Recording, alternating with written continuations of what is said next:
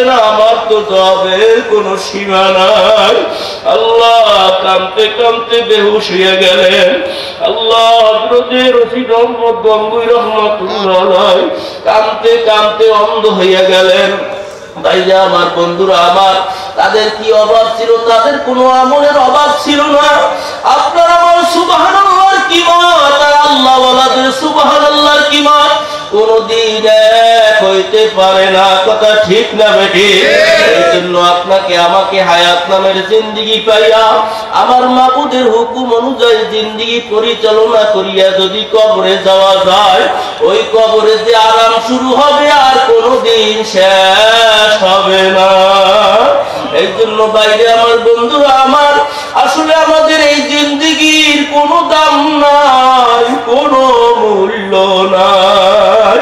আব্দুর রহমানের শরীর থেকে যখন প্রাণ পাখি বের হয়ে যাবে, তখন আব্দুর রহিম থাকবে না, আব্দুর রহিমের লাশ হইয়া যাবে। কথা ঠিক যাবে কি?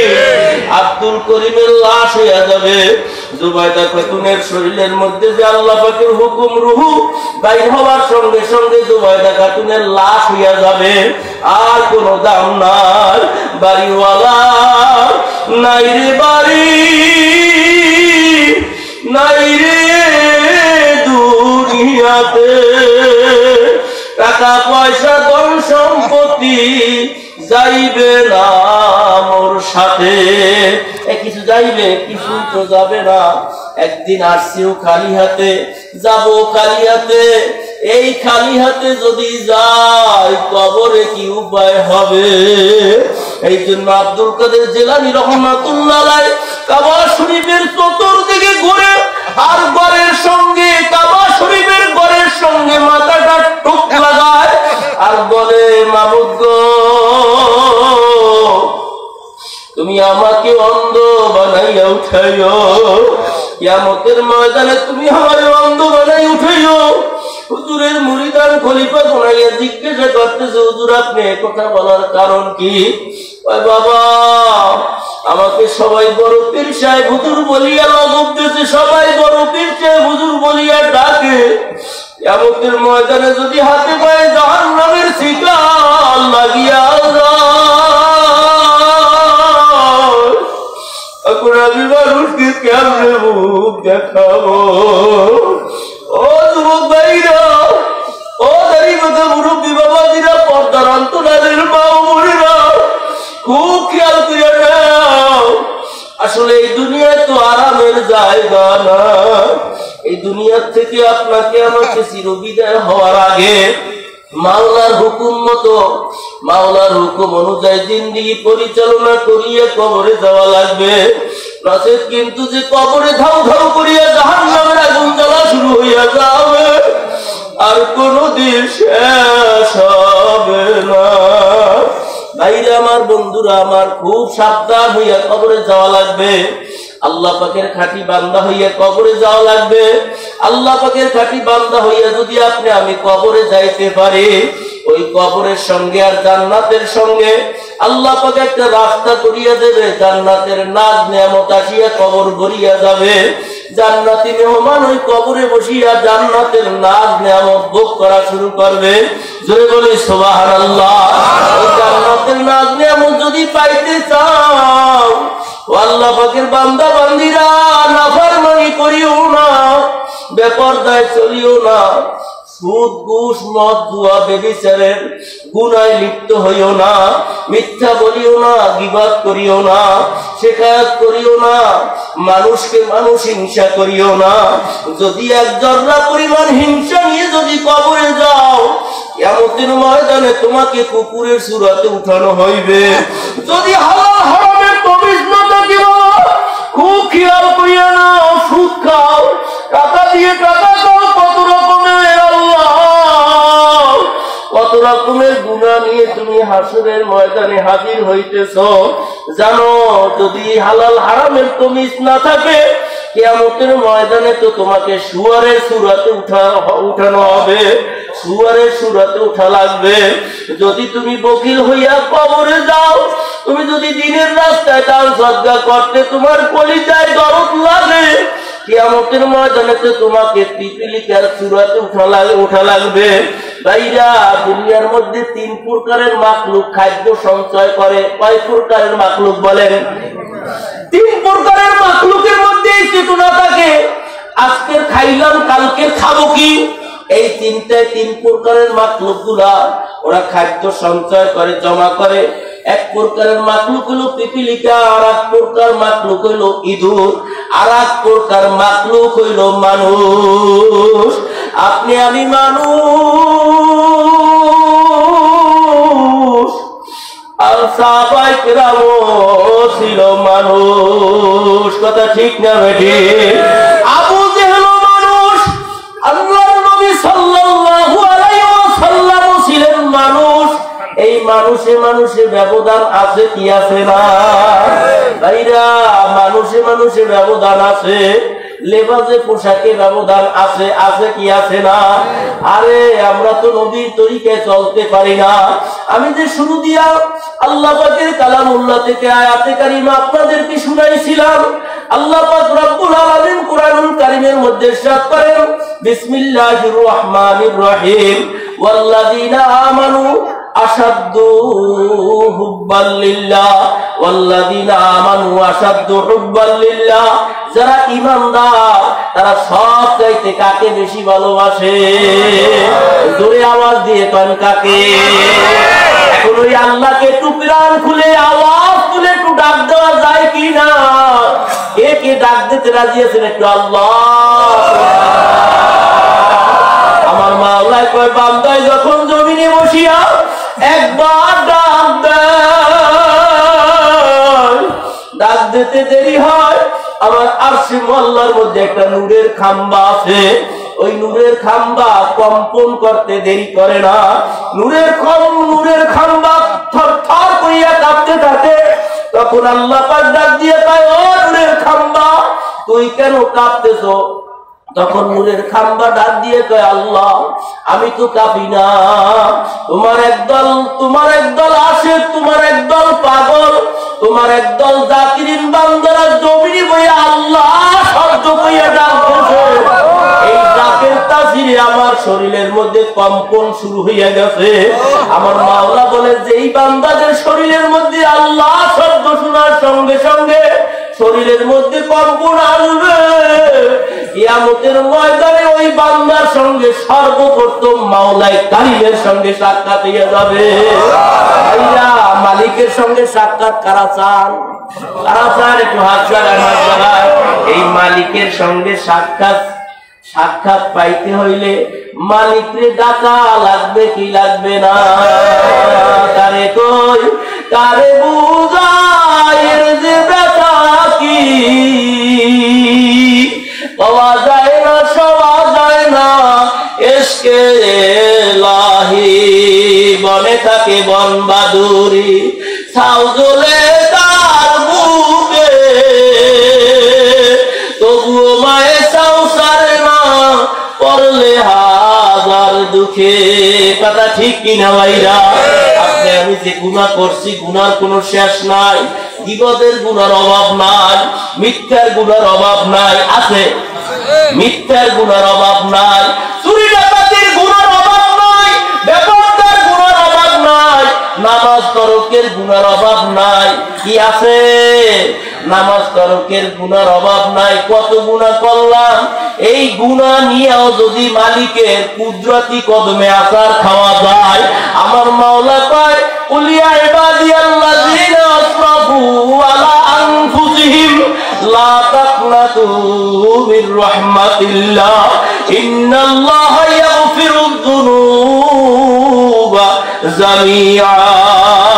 এ বান্দা, তুই পাহাড় সমতুল্য যদিও গুনাহ করিয়া থাকো না কেন, তুই আমি মাওলার কুদরতি কদমে আসার খা, কুদরতি কদমে জ্বলিয়া পড়, সব গুনাহ আমি মাওলা ক্ষমা করিয়া দেব। জোরে বলেন সুবহানাল্লাহ। সব গুনাহ ক্ষমা করার ক্ষমতা আমার মালিকের আছে কি আছে না? আমার মালিকের 99টা নাম আছে। কত নাম? 99টা নাম আছে। এর মধ্যে একটা নাম আছে ইয়া সাত্তার। নাম কি বলেন? ইয়া সাত্তার। সবাই ডাক দিয়ে ইয়া সাত্তার।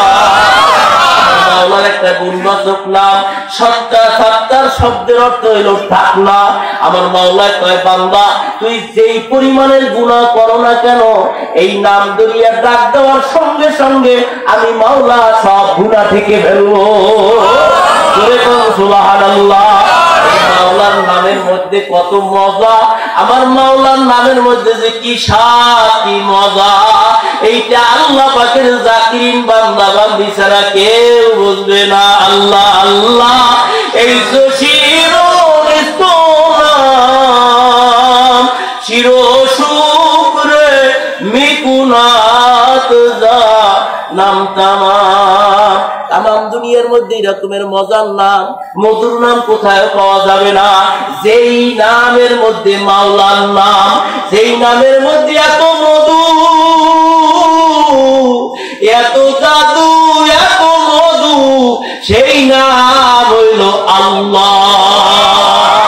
নাম কি জোরে কর?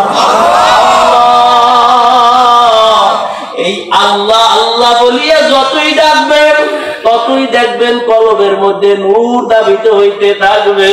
আল্লাহ আল্লাহ আশিকু কা নাম হ্যায়, আল্লাহ আল্লাহ জমনে ওয়ালা কাম হ্যায়। ভাইরা যারা এই নাম ধরিয়া ডাকবে তারা কাম দিবে। আল্লাহু আকবার। হাসতে হাসতে আমার মাওলার জান্নাতে প্রবেশ করবে, কোনো বাধা হবে না। সুবহানাল্লাহ। এই নাম সবসময় ডাকতে রাজি আছি কিনা? ভাইরা আমার, বন্ধুরা আমার, রাস্তায় হাঁটবো, জবানে আল্লাহর জিকির করবো, জমিনে চাষাবাদ করবো, আল্লাহর জিকির করবো, নদীতে মাছ ধরবো, আল্লাহর জিকির করবো। আল্লাহ এই জন্য হযরত রশিদ আহমদ গৌরী রহমাতুল্লাহ আলাইহি বলেন, তুমি যদি আল্লাহর ঘাটি পাগল হইতে পারো, আল্লাহ কোয়ার সঙ্গে সঙ্গে দেখবা তোমার শরীরের প্রত্যেকটা অঙ্গ প্রত্যঙ্গ আলাদা আলাদা হইয়া যাবে, আর প্রত্যেকটা অঙ্গ প্রত্যঙ্গে আল্লাহ পাকের জিকির শুরু করিয়া দিবে। মাহমুদুল হাসান দেওবন্দি রহমাতুল্লাহ আলাইহি একদিন মসজিদের এক কোণারে বসিয়া জিকির শুরু করিয়া দিয়েছেন, আল্লাহ আল্লাহ আল্লাহ। বলার সঙ্গে সঙ্গে মাহমুদুল হাসান দেওবন্দি রহমাতুল্লাহ শরীরের প্রত্যেকটা অঙ্গ প্রত্যঙ্গ আলাদা আলাদা হইয়া মাওলা পাকের অঙ্গ প্রত্যঙ্গে মাওলার জিকির শুরু করিয়া দিয়েছে। আমার বন্ধুরা, আল্লাহর ওলিদের এমন জিকিরের মধ্যে তাসির, আল্লাহর জিকির করার সঙ্গে সঙ্গে তাদের শরীরের মধ্যে এমন জজবা তৈয়ার হইতেন। আল্লাহ খাজা মঈনুদ্দিন চিশতি রহমাতুল্লাহ আলাইহি যখন আল্লাহ কইয়া ডাক দিতেন, ডাক দেওয়ার সঙ্গে সঙ্গে জমিনে বসা থাকা অবস্থায় 18 হাত উপরে উঠিয়া যাইতেন। 18 হাত উপর থেকে জমিনে ধপাস করিয়া পড়ার সঙ্গে সঙ্গে তারা শরীরের চামড়া ফাটিয়া রক্তগুলা ফিক ফিক করিয়া জমিনের মধ্যে বাইর হইতো, প্রবাহিত হইতো। যত ফোঁটা রক্ত জমিনের মধ্যে পড়তো, প্রত্যেক ফোঁটা রক্ত কলেমা লা ইলাহা ইল্লাল্লাহর মস্ত অটোমেটিক লেখা হইয়া যাইত। ভাইরা কেমন জিকির তারা করছে, আর আমরা জিকির করলে আল্লাহ মনকে আমাদের শরীরও নড়ে না, জবানও নড়তে চায় না। ওয়াজের ময়দানে সুবহানাল্লাহ জোর করিয়া বলার লাগে, কথা ঠিক না বেশি? আমার বন্ধুরা আমার, আল্লাহ পাকের এই নামের মধ্যে সুবহানাল্লাহ, আল্লাহ পবিত্র। সুবহানাল্লাহর অর্থ কি জোরে কর? জোরে আওয়াজ দিয়ে কর, আল্লাহ পবিত্র। আল্লাহ কি? পবিত্র। এই পবিত্র নামের জিকির যারা করবা, অপবিত্র মানুষটাও পবিত্র মানুষে পরিণত হইয়া যাওয়া। এই জন্য কুরআনুল কারীমের মধ্যে আল্লাহ পাক ঘোষণা করেন, কদ আফলাহা মান যাক্কাহা ওয়া কদ খাবা মান দাসসাহা।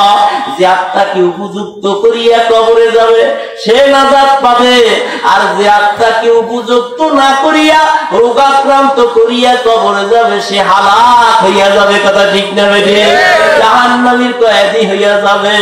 ভাইরা আমার, বন্ধুরা আমার, নাফরমান হইয়া যদি কবরে যায়, এবার ভাইরা, আমার বাবাজিরা, ও আমার পর্দার অন্তরালের মা ও বোনেরা, যদি বেপরদা হইয়া নাফরমান হইয়া বেনামাজি হইয়া কবরে যাও, কবরে যাইতে না যাইতে কবরের ডান পাশের মাটি বাম পাশে এমন দূরে সাপ লাগাইয়া দেবে, সাপ লাগানোর সঙ্গে সঙ্গে বাম পাজরের হাড্ডি গুলো ডান পাজরের হাড্ডির মধ্যে প্রবেশ করিয়া এমন জোরে জোরে মট মট মট মট মট মট করিয়া বান্দা শুরু হইয়া যাবে। নাফরমান বান্দা বান্দি তখন আফসোস করবে আর চিল্লাইবে, মাবুদ গো তুমি আমাকে বাঁচাও, তুমি আমাকে বাঁচাও। তখন মাওলায় ডাক দিয়ে কইবে, রে নাফরমান, কত দাপট দিয়ে জমিনে চলছো, কত বুক খুলাইয়া জমিনে চলছো, মানুষকে মানুষ বলো নাই। আল্লাহ, মানুষকে মানুষ বলিয়েই তুই পরিচয় দেও নাই। কত ক্ষমতা দেখাইছো, আজকের তোর সব ক্ষমতা শেষ, আমি মাওলার ক্ষমতা শুরু। আমার মাওলায় আমি মাওলা যত বড়, আমার দরাও তত বড়। এই মাওলার কুদরতি হাত থেকে কেউ রেহাই পাওয়া যাবে না। মাওলার কুদরতি হাতে ধরা খাওয়া লাগবে কি লাগবে না? বলেন লাগবে কি লাগবে না? এই মাওলার কুদরতি হাতে যখন ধরাই খাওয়া লাগবে, তখন আপনাকে আমাকে পরিপূর্ণ ইমানদার হইয়া, আল্লাহ পাকের খাঁটি বান্দা হইয়া, রসুলের খাঁটি প্রেমিক উম্মত হইয়া কবরে যাওয়া লাগবে কি লাগবে না? কারা কারা যাইতে রাজি আছে? আবার আল্লাহু আকবার। এই পূর্ব হাসারা নাগের পাড়া আল আমিন জামে মসজিদ মাঠ প্রাঙ্গণে তোমার কতিপয় পাগল বান্দরা হাত জাগাইয়া তোমার দরবারে হাত উঠাইয়া ইরাদা করতেছে, মালিক হাত তারাদার কর, মাওলা